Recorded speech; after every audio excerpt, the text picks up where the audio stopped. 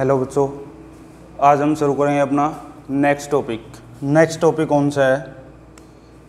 वही है हमारा पीछे जो कर रहे थे, derivation of equation of motion.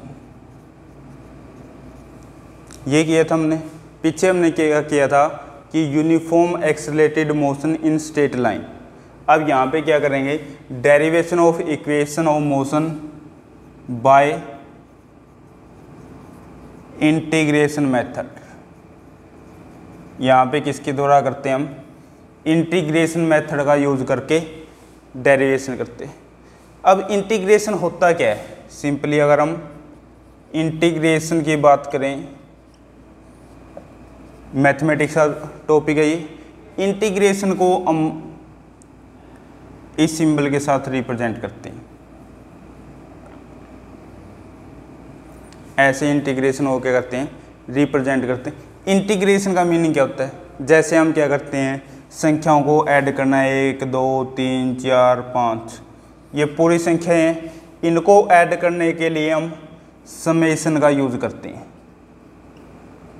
Summation का सिंबल क्या होता है हमारा?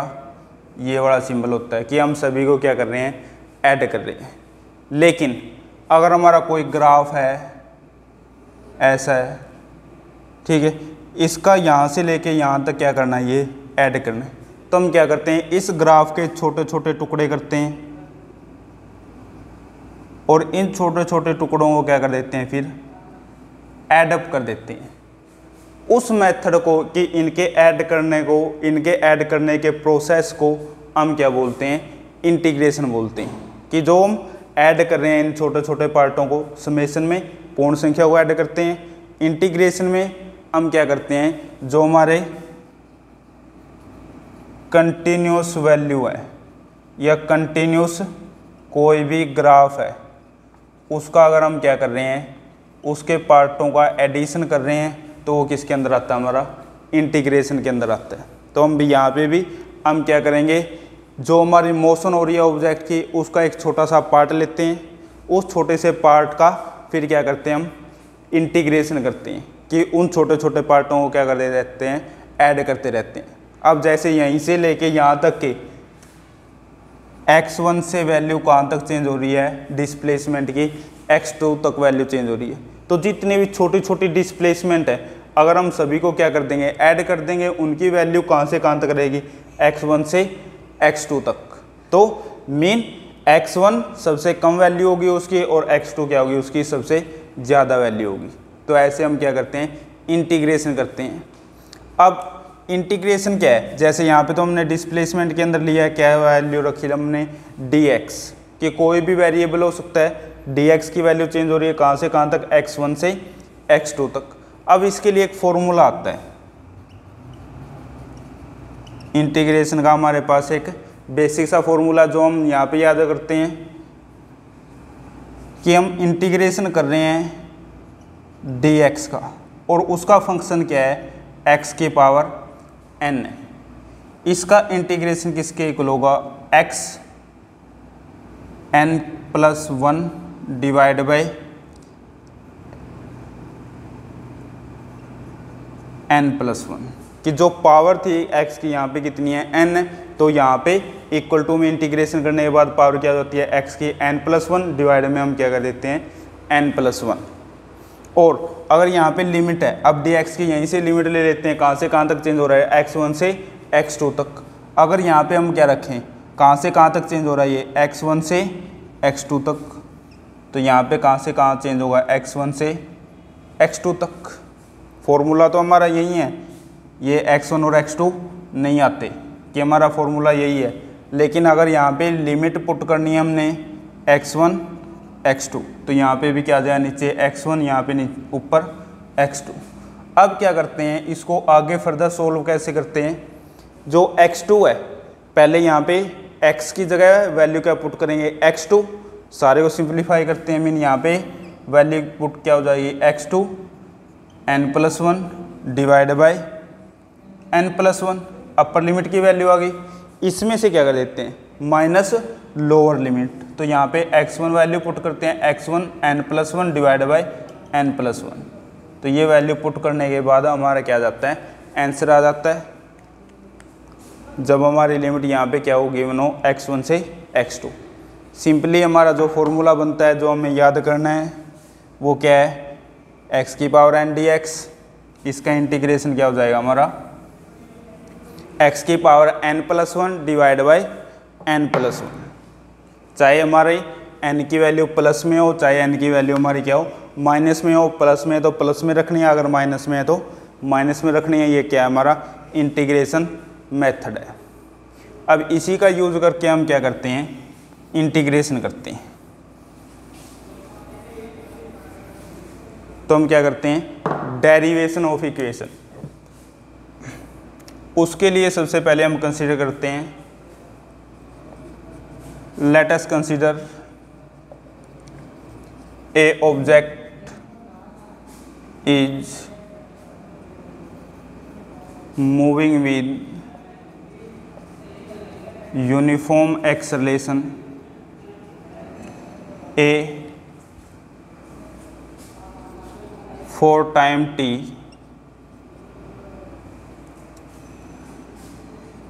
when initially observation is taken, then its velocity is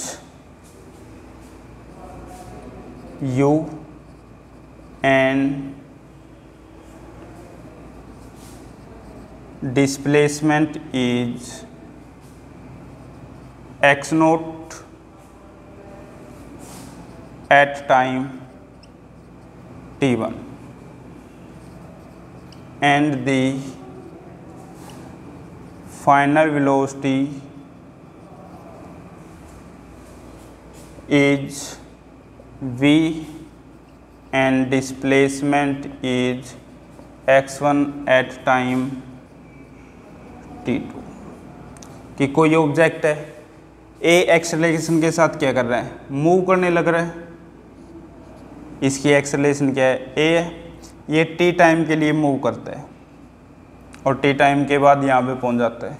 जब ये पहले इनिशियली हम क्या करते हैं, मेजरमेंट करते हैं, तो ए पॉइंट पे था, इनिशियल वेलोसिटी कितनी थी, यू, टाइम कितना था यहाँ पे t1, और जब ए से बी पे गया टी टाइम के बाद इसकी वेलोसिटी कितनी हो जाती है, v, टाइम कितना हो जाता है t2, और इसने ए से बी डिस्प्लेसमेंट कितनी कवर की, s1। और अगर हम वही चीज़ माने ऑब्जर्वर, पहले हमारे याद भी था, तो इनिशियल वेलोसिटी क्या थी इसकी, x नॉट x1 और फाइनल डिस्प्लेसमेंट क्या हमारी x1। तो ये हमने यहाँ पे दोबारा से वही चीज़ें क्या की है, कंसीडर की। इन्हीं का यूज़ करके हम क्या करेंगे, इनका डेरिवेशन करते हैं। तो ये सभी तीनों इक्वेशन ऑफ मोशन के लिए क्या हमारी सेम है। इसके बाद 1 बाय 1 उनका क्या करते हैं, डेरिवेशन करते हैं।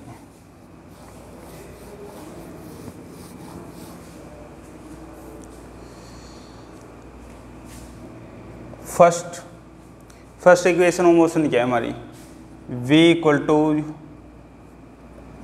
u plus at, mean velocity time relation. ये हमने क्या करनी है, फाइंड आउट करनी है।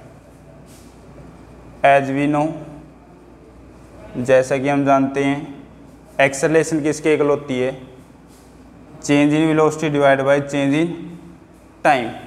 अगर हम यहाँ पे चेंज इन वेलोसिटी की वैल्यू निकालते कहते हैं एक्सेलरेशन इनटू में change in time, taking integration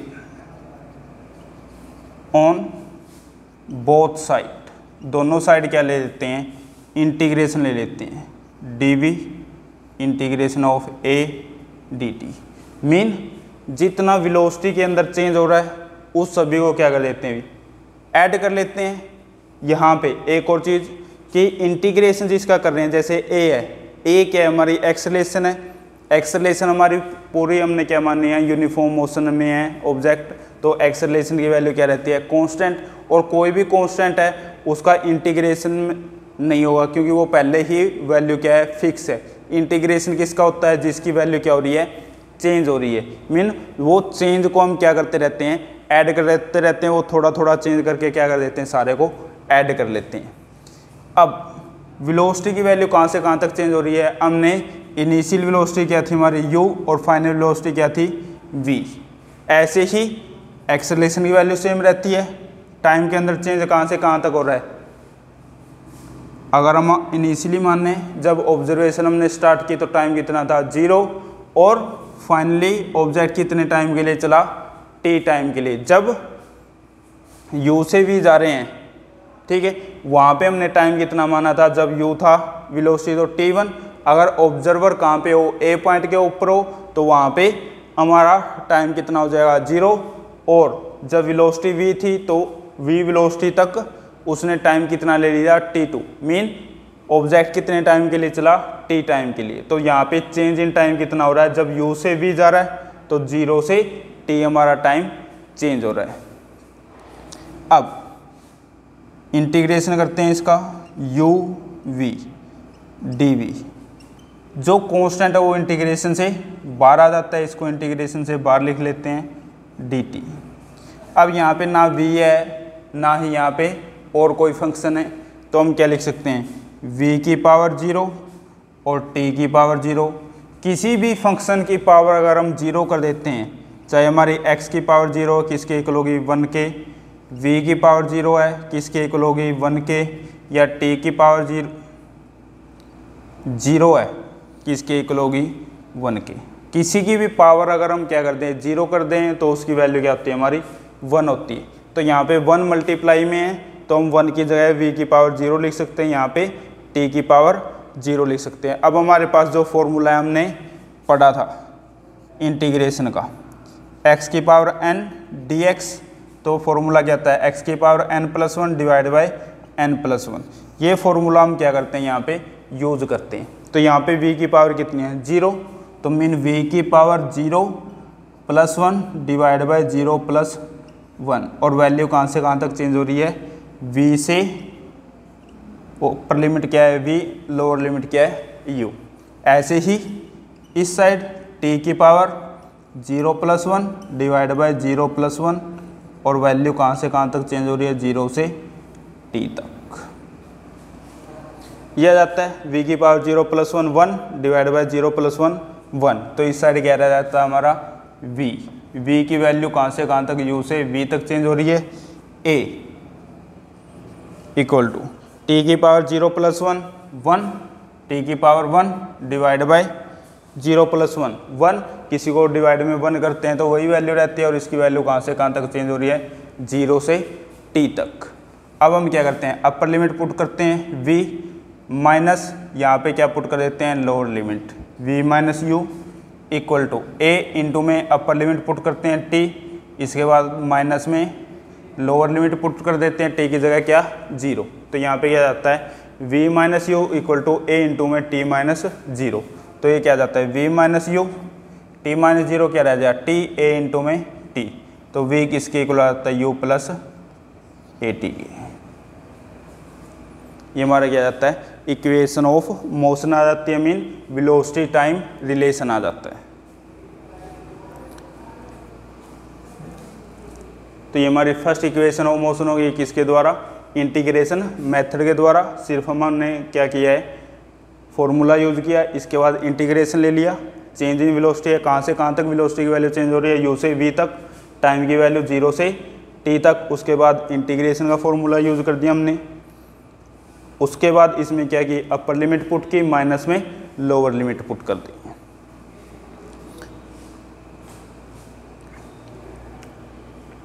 तो ये हमारी फर्स्ट इक्वेशन ऑफ मोशन।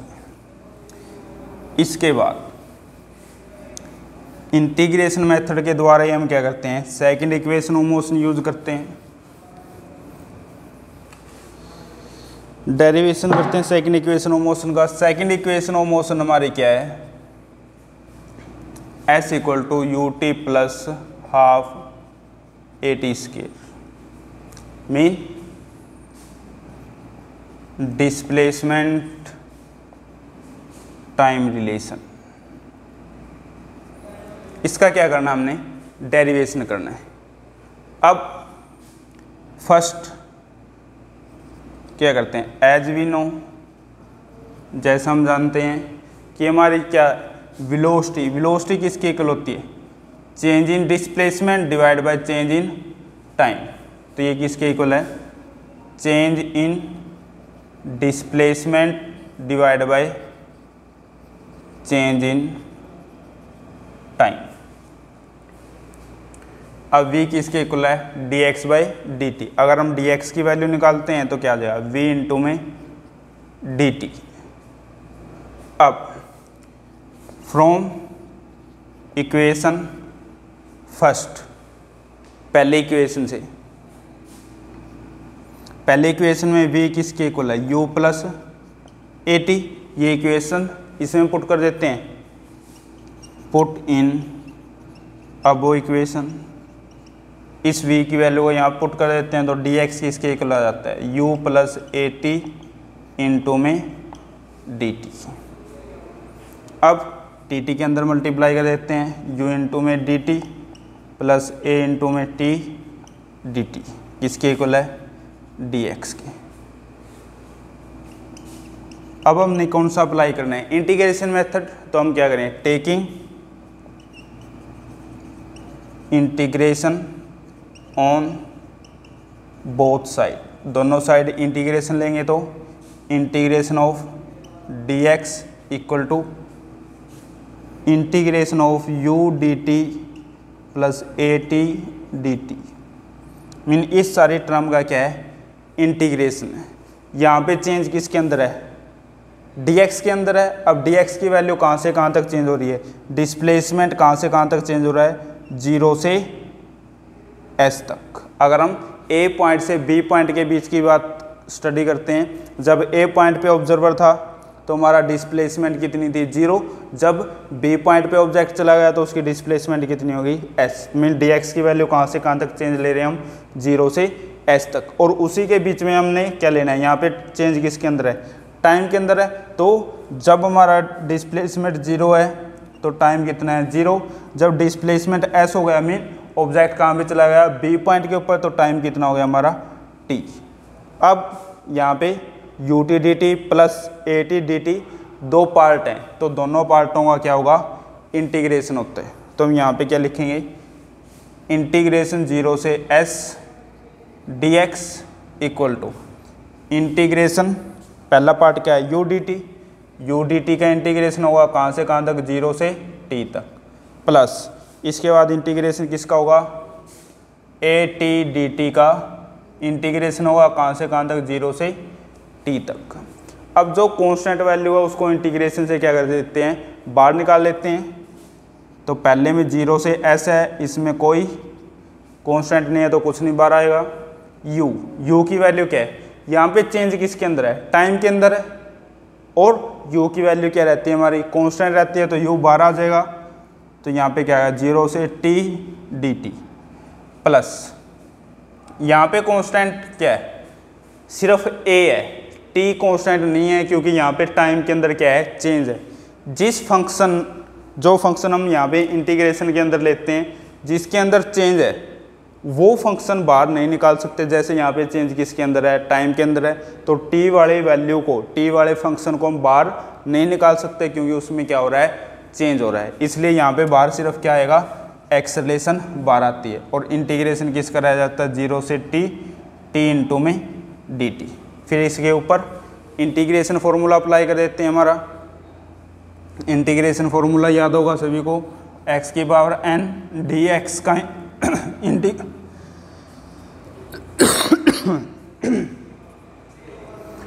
का इंटीग्रेशन तो क्या आता है, x की power n+1 divide by n+1। ये हमारे क्या जाता है, इंटीग्रेशन की वैल्यू आ जाती है। तो यहाँ पे क्या है, x नहीं है, x की पावर 0, मीन dx का इंटीग्रेशन ही हम सिंपली याद कर लेते हैं। dx का इंटीग्रेशन क्या हो जाएगा, x हो जाता है, अगर इसके साथ कोई फंक्शन नहीं है, इसकी वैल्यू कहाँ से कहाँ तक चेंज हो रही है, 0 से s तक।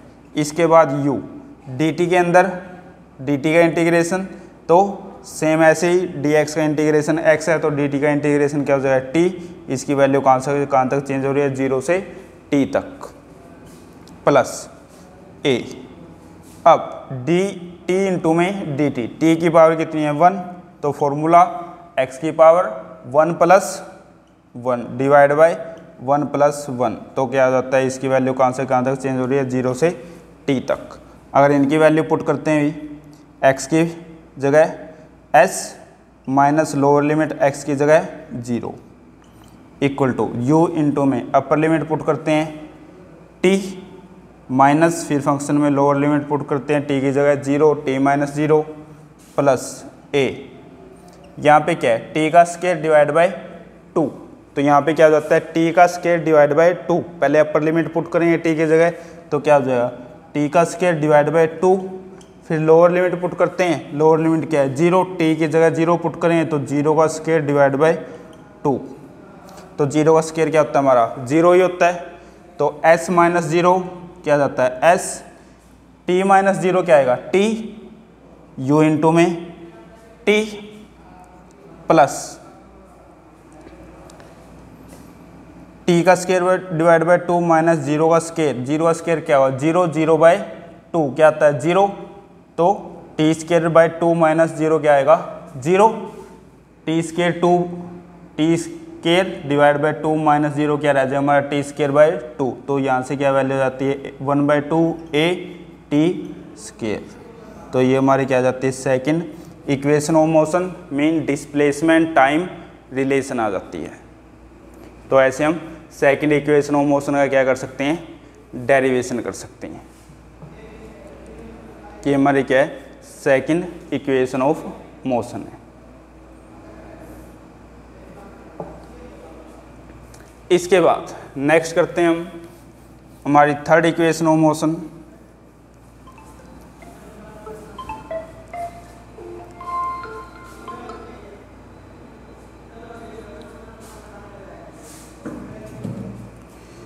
थर्ड इक्वेशन ऑफ मोशन क्या है हमारी, displacement velocity relation. Third equation of motion का डेरिवेशन करेंगे। थर्ड इक्वेशन ऑफ मोशन क्या है, displacement velocity relation, mean third v square minus u square equal to 2as, displacement velocity relation.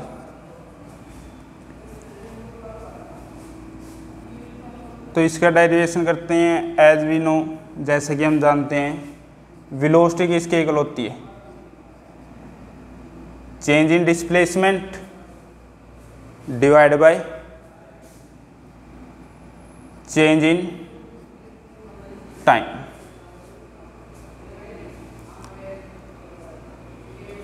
अब क्या करते हैं v dx dt। अब जो हमारा क्या है यहाँ पे ना ही क्या हमारे पास वेलोसिटी है, ये सॉरी वेलोसिटी है और डिस्प्लेसमेंट है, और यहाँ पे क्या है टाइम भी है। तो टाइम को हमने क्या करना है टर्मिनेट करना है, रिमूव करना है, तो हम यहाँ पे किससे मल्टीप्लाई कर देते हैं, dv से डिवाइड कर देते हैं और dv से ही मल्टीप्लाई कर देते हैं। अब यहाँ पे dv बाई dt क्या है, change in velocity divide by change in time, किसके इक्वल होता है एक्सेलरेशन के। तो v किसके इक्वल आ जाता है हमारा dx बाई dv इंटू में a, क्योंकि a किसके इक्वल हमारा dv बाई dt। एक्सेलरेशन किसके इक्वल होता है change in velocity divide by change in time. अब dv को इस साइड ले आते हैं, v dv equal to a into में dx, ये आ जाता है। अब क्या करते हैं हम taking integration on both side, दोनों साइड क्या लेते हैं इंटीग्रेशन लेते हैं। जब इंटीग्रेशन दोनों साइड लेंगे तो क्या आएगा v dv का integration equal to integration of a dx।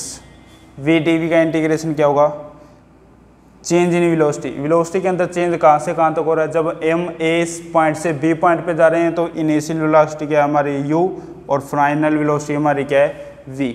और डिस्प्लेसमेंट के अंदर चेंज कहाँ से कहाँ तक हो रहा है, जब ए से बी पे जा रहे हैं तो डिस्प्लेसमेंट के अंदर चेंज पहले जब हमारी वेलोसिटी u है तो डिस्प्लेसमेंट क्या है 0, और जब वेलोसिटी हमारी v हो जाती है तो डिस्प्लेसमेंट कितनी हो जाती है s।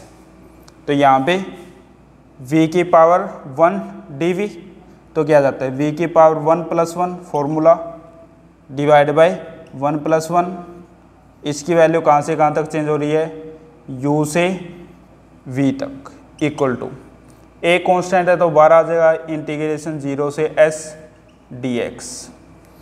अब इसमें अपर लिमिट पुट करते हैं, जब अपर लिमिट पुट करेंगे तो क्या हो गया v²/2, पहले v पुट करेंगे तो क्या आ जाएगा v²/2, फिर माइनस ऑफ यहाँ फंक्शन में लोअर लिमिट पुट करते हैं, लोअर लिमिट क्या है u, तो u² इक्वल टू इस साइड a बार है, dx का इंटीग्रेशन क्या हो जाता है x हो जाता है, और इसकी वैल्यू 0 से s तक क्या हो रही है चेंज हो रही है। तो यहाँ पे क्या आ जाता है v² - u² divide by 2 equal to a upper limit put करते हैं तो s माइनस फिर लोअर लिमिट पुट करेंगे x की जगह तो क्या है 0, s - 0।